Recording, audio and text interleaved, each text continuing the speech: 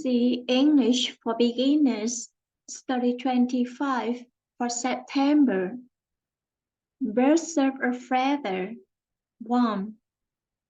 A pretty little bird loves to sit in her tree and sing beautiful songs. Her friends gather and listen to her every day. One day, a cat comes to the tree. He does not like the little bird singing. "Stop, stop, stop," shouts the cat. "This is my tree now, and I will not allow singing here."